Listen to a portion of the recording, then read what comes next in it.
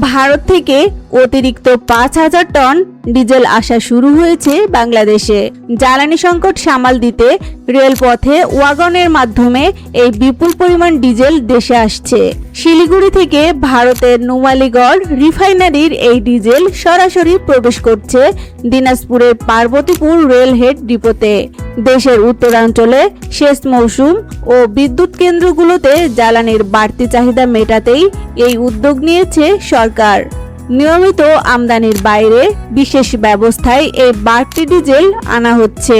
ইতিমধ্যে কয়েক দফায় রেলের ওয়াগন বাংলাদেশে পৌঁছেছে এবং খালাস প্রক্রিয়া শুরু হয়েছে।